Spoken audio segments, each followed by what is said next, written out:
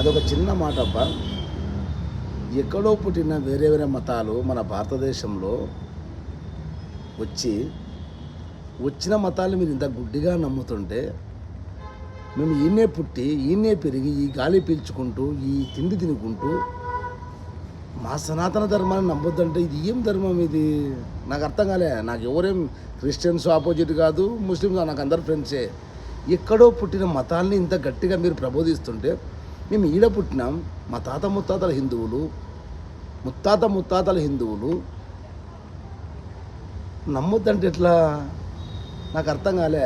ఇంకా దేవుడు యేసు ప్రభువా, రాముడా, కృష్ణుడా, అల్లానా, జీజసా తెలియదు.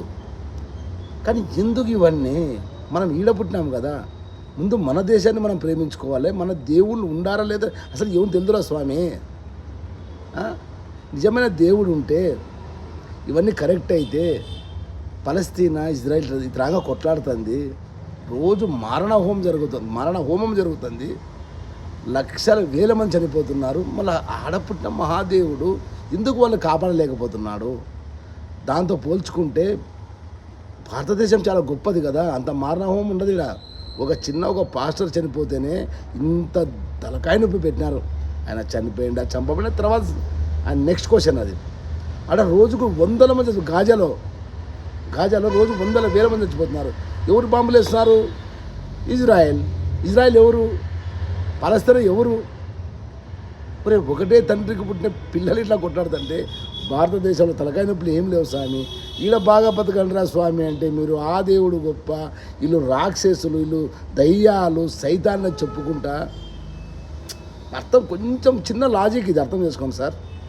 హిందువులు, ముస్లిమ్స్, క్రిస్టియన్స్ నాకు అటువంటిది ఏముండదు.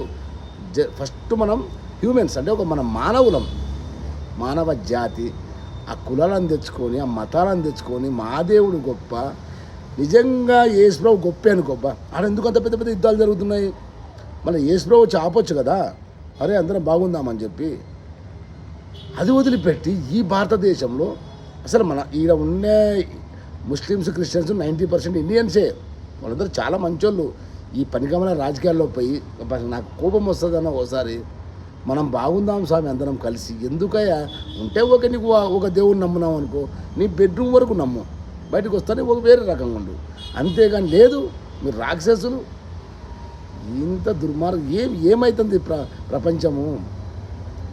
మనం ఏం చెప్పాలాపా, అందరం బాగుందాం స్వామి. ఇది చాలా ఘోరంగా ఉంది పరిస్థితి. ఇది